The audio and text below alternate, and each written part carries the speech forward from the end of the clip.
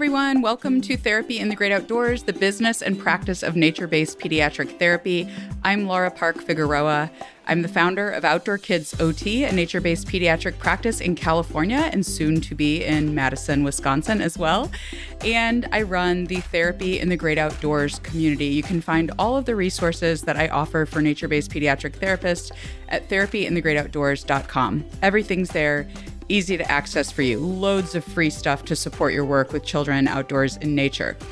Now, today's episode is going to be my attempt at crowdsourcing ideas from all of you because I have been asked to write a book about nature-based pediatric therapy. And when I went to write the outline about what I thought would be helpful to you all, I realized that the smart thing to do would be to actually get input from all of you who are interested in nature-based practice and who may be exploring this area, or maybe you're currently running a practice and there are things that would help you in a book about nature-based therapy. So I am going to share in this episode what I am thinking the book will be about. Now, this has not even started. I am supposed to write 2 to 3 chapters and send them to the publisher by the end of June, which is coming very quickly right now. But if you have not been following along, I recently finished my PhD and I did research on nature-based pediatric occupational therapy. And I had to, once I finished my dissertation and defended it and passed, and I'm walking at graduation in a few weeks, but technically right now I'm a doctor, they say. So I suppose I should be embracing the Dr. Laura phrase, but anyway, or title. But I had to take the dissertation and get it ready to publish in a journal, right? So the challenge with that was that the dissertation was about 200 pages long and a journal article is like 20 to 30. So it was very challenging. It took me a long time, but I'm happy to say that I just submitted the draft of the manuscript for publication in a journal to my committee for their feedback. And hopefully I am going to submit the article to the journal. My goal is before graduation on May 13th, 2023. That is when I am graduating. So I'm hoping to get edits done and based on feedback from my committee who will be co-authors on the publication because they were on my PhD committee. So once I turned that in, now I feel like I can focus my attention on the book. And I don't want to do this by myself. I don't want to write a book that is not helpful to all of you. So I'm going to share with you on this episode what I am thinking the outline might be. And what I want to do is get feedback from you. So if you are not in the Therapy in the Great Outdoors community, the community is free to join online. You can go to therapyinthegreatoutdoors.com. Every week when we publish one of these podcast episodes, we give a post dedicated to the podcast episode in the TGO free discussion space. So anyone who is a member, you don't have to be a paid member, a supporting member to access this space, but anyone who is a member has access and we make this post. So what I want you to do is please, please, please, after you listen to this episode, give me feedback. I want your feedback so that the book I write can be helpful to you and to other nature-based therapists as well. So, what is the book going to be about? Well, what I'm going to share with you here is going to be a very, very, very, very, very, very, very preliminary idea of what the book will be about. Now, if you don't know, there's an excellent book out there called Nature-Based Therapy. I think it's called A Practitioner's Guide to Working in Nature with Children and Families, or Working Outdoors with Children and Families, something like that. It's written by Harper, Rose, and Segal, and you can find it on Amazon. It is written by people in the field of psychology. And if you're familiar with the literature on children and nature, you know that a lot of the literature exists in the field of psychology, and there's very minimal literature in the fields of occupational, physical, and speech therapy. Now, I want to be very clear that this podcast is for mental health counselors as well who work with children. It's for anyone who's a pediatric therapist that works with children and or wants to take their work outdoors. But I'm thinking that this book that I write is going to be more geared towards PT, OT, and speech therapists, like allied health professionals, because there isn't anything out there written by someone from one of those fields quite yet. I am aware of one that is in publication because I was asked to write a little section or blurb or contribute something. I don't know what you call it. I authored some of it, but they edited, so I don't really know how it's going to exactly turn out. But so it is written by Amy Wagenfield and Shannon Martyr, and it's going to be called Nature-Based Allied Health Practice, Creative and Evidence-Based Strategies. And that's coming out, I think they are looking for, their last email to me said they're looking for an end of the year publication date in 2023 this year. So it should be coming out, and you can see some photos of my work from my practice in there, as well as like a little blurb about my business. But this brings up an interesting point for me because these two books that I've mentioned, this one by Amy and Shannon, and then the other one, Nature-Based Therapy by Harper, Rose, and Segal, I really feel total imposter syndrome being asked to write this book because I don't know if it's something I would have done if the publishers hadn't reached out to me. And again, I don't have a contract quite yet, but I guess the reason I'm recording this episode and sharing this with y'all is because I want to know what could be helpful to you. And that's the purpose of this episode, is to get you guys to give me some feedback. So I do know that if I write something, it is going to be focused on my approach. Now, this is what the publishers told me to do. They said, this book doesn't have to be, asking the whole world what they're doing in their profession and their work with kids outdoors. It can be your approach and your beliefs about outdoor therapy. So that's kind of helpful to me because, as you all know, I have a wide variety of stuff I've written about how I view outdoor work with children. So this book will focus on the ConTiGO approach. That is the approach that I developed in 2019. It's called Connection and Transformation in the Great Outdoors. And I have an online course that teaches you that approach, and you can get certified. And I will be including that as kind of a lens for the book. I will also be sharing in the book, hopefully, my ecotherapy model, the model that I developed in my dissertation, my PhD research, is called the ecotherapy model, and that stands for the Ecology of Change in Outdoor Therapy Model, ecotherapy for short. So that model really looks at what are the mechanisms of change happening in nature-based therapy with children. And it was developed based on the perspectives of occupational therapists, but I do believe that it does apply for PT and speech and mental health as well with children. So it'll be interesting in the future if I have people do research on it to see if it does apply in other professions. So those two, my treatment approach, the ConTiGO approach, and the theory that I developed, the ecotherapy model, those two things will be heavily featured in my book. Okay, so it's going to be, the evidence is going to be there to show why the treatment approach that I developed and the theory that I developed, why they make sense in alignment with evidence, essentially. So what I'm thinking is that this book will be, as I said, primarily for PT, OT, and speech, and maybe mental health counselors if they want more information to inform their practice. I plan to talk about the literature on the benefits of nature for children's physical health, their motor skills, mental health, play, social skills, their education, cognition, all of the evidence. So I want to give, in the book, I want to give an overview from a little bit of a more academic standpoint than some of the books that I've read in our profession, like the things that have been written by OTs or other people in allied health. So I want to give that review of literature. And then I want to move into, in the book, sharing about the different roles of nature, the child, and the therapist and caregivers in the process of nature-based therapy. And so that's kind of the ecotherapy model. And then I will talk about the phases that are in the nature-based therapy intervention process, and then go into the ConTiGO approach. Like, what is the approach and how do you implement that with children to be in alignment with evidence? I think what I want to do is do different chapters for like OT using the ConTiGO approach, PT using the ConTiGO approach, and speech using the ConTiGO approach.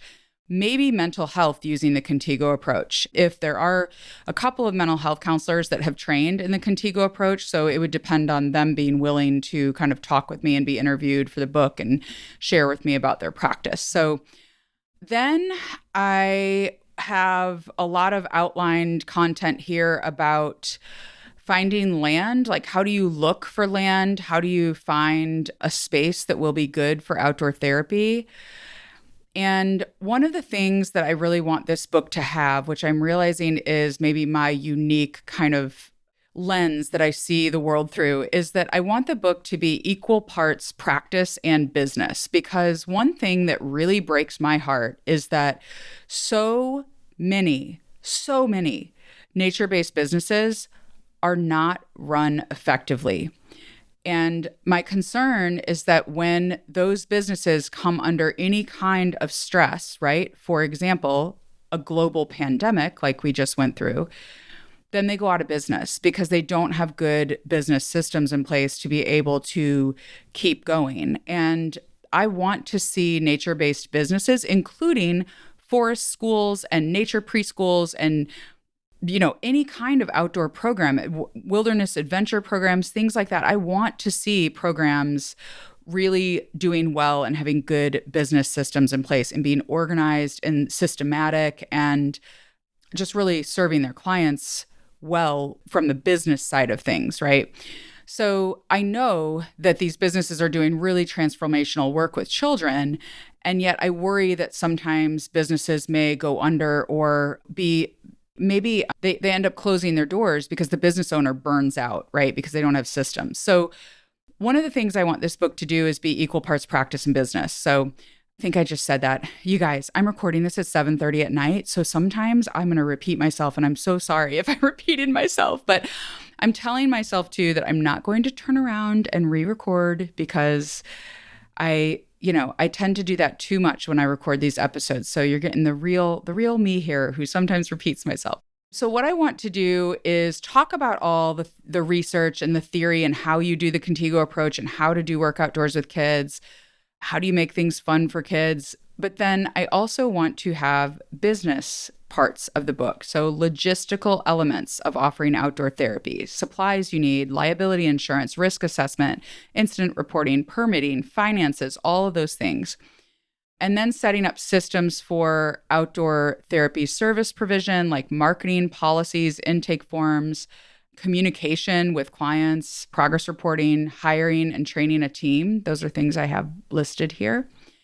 And then my question for you all is, okay, does any of this sound like it would be helpful? And then also, I have a couple of other things here. I mean, this book could be like giant if I don't limit the scope. So I'm not sure that I will do this, but I do have a question mark here on a section titled Outdoor Skills for Nature-Based Therapy. So I wrote, not sure about this. Lots of books out there with activities. Likely does not belong in this book. Or maybe each therapist from different professions shares an activity they love to do with children outdoors to illustrate the different professions' approaches in other chapters, question mark.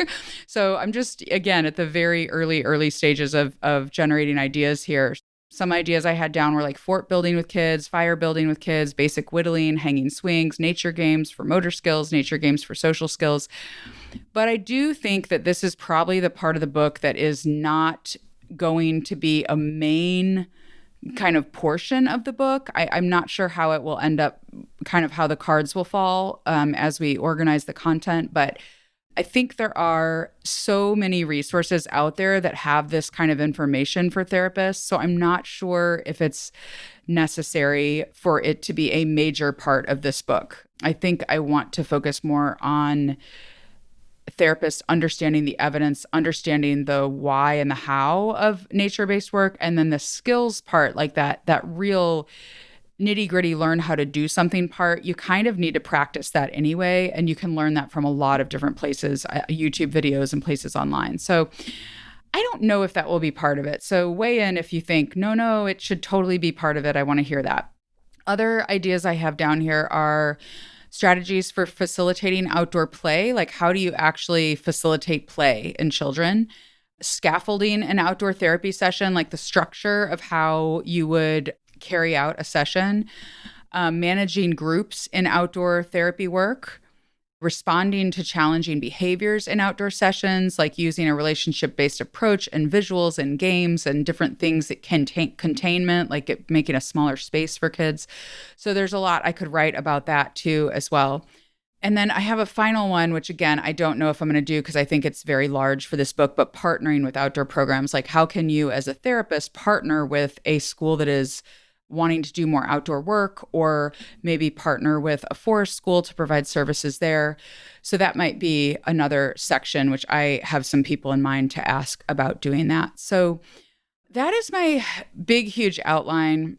And again, you guys, I just feel so overwhelmed by it right now. So I would love, love, love any feedback. And if there are things that I shared from this very rough outline, like watch the book I write will look nothing like this, I'm sure. But if there are things I shared in this episode just now, as I went through the outline kind of that I have written for the book, that you were like, oh my gosh, yes, I totally want to read that. Or no, that would not be helpful to me. Like, I don't need that. Let me know that. I want to know that. So please, please go to the Therapy in the Great Outdoors community. If you're already a member, it's really easy to go to tgo.circle.so, tgo.circle.so, and that's how you log into the community. We do have an app too. So Circle, the platform that we use for the community, has an app. So if you didn't know that, download the Circle app and you can access TGO on the go. And please weigh in on this episode and leave your comments there about if there are other things that you think would be really helpful. If there are just things that have come up a lot in your conversations with other nature-based people, or if you're just getting started and you feel overwhelmed and you have questions, then please let me know the things that would make sense to you. I have thought about doing like a Google survey. So I may actually do that in the future once I get started writing and have a little bit more of a firm idea about what the book will be about. And I think it would be really easy to get a Google form set up where people could give feedback about, on a scale of like 1 to 5, is this like very helpful or not helpful at all? And just kind of have people rank different topics. So you may see that come out too. I may do that in the future. But I would really relish your feedback. I want this to be a book that helps you in your work with children. So please, please, please, please, I'm begging you, please, to give me feedback. So that is it for today. I just wanted to share this with you. I am excited about it and also feeling imposter syndrome and overwhelmed and scared and all of the feelings. Anytime you do something new, these are the feelings that may come up. And I think as an entrepreneur, as a leader, as someone who has been in business for a while and has experienced a lot of setbacks and failures, I find it hilarious that I'm always surprised by these feelings when they come up when I do something new. But if you are nervous or scared or overwhelmed or feeling out of your league when you're doing something, that probably means that you are in the right place, like feeling exactly what you should be feeling when you're about to do something new that is unknown to you and a little bit scary and exciting all at the same time. So don't be afraid of the discomfort, you all. If you're just getting started or if you're doing something new in your nature-based practice, lean into it. Lean into that discomfort, because that is how you are going to do great things in your career and in your work with children and families. So I hope this will be a great thing, this book, when it's eventually done. I'm hoping to write it in about a year. So we'll see. All that time I was spending on my dissertation, and I'll be writing now. I love writing, though. It's one of my favorite things to do. So I'll just keep up the writing, and we'll see. We'll see how it turns out.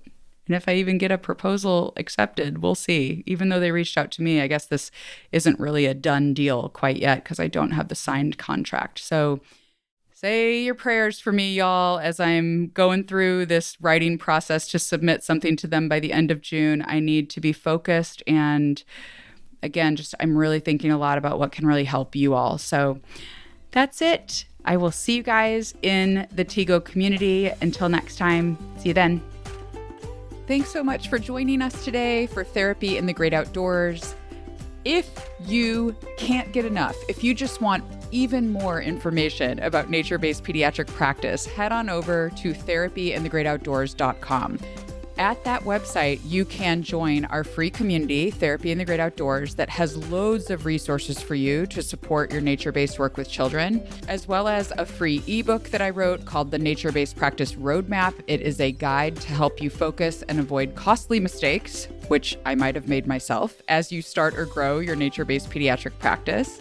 On the website, you can also join the waitlist for the ConTiGO Approach online course. ConTiGO stands for Connection and Transformation in the Great Outdoors. This course will teach you everything you need to know to become an expert in nature-based pediatric therapy. To my knowledge, it is the only evidence-based, operationalized framework for pediatric nature-based therapy. And what that means is that when you take the ConTiGO Approach course, you will have a shared mental model for yourself, your clients, and your team. And this is how you grow a business, by having a framework that you use in your business that helps kind of anchor everyone to what is going on here and what are we doing. You'll learn about the research-based and theoretical foundations of nature-based practice and loads of practical how-tos about nature-based practice. How can you do nature-based practice in alignment with the evidence in order to get the best results for your clients? So a lot of times when people start out in nature-based work, I think they're DIYing it, which is fine. We learn a lot by DIYing things. However, you're not often sure if you're doing things correctly. And that means you could be making mistakes that could be costing you valuable time with families and children and getting them the outcomes that they really want from your session. DIYing also costs you personally valuable time and money as you are getting started in nature-based work. And this course can save you all of that time and money. This course also includes lifetime access, including any updates we make, and ongoing mentoring for years to come on our mentoring calls that we offer with the online course. So truly gives you everything you need to become an expert. I promise that. And it's the only course that will guarantee that for you. So head on over to therapyinthegreatoutdoors.com. You can also go to contigoapproach.com, but I have tried to make everything available at therapyinthegreatoutdoors.com to make it easy to find all of the resources there in one place for you. That's it for today. Get outdoors, connect, reflect, and enjoy the business and practice of therapy in the great outdoors.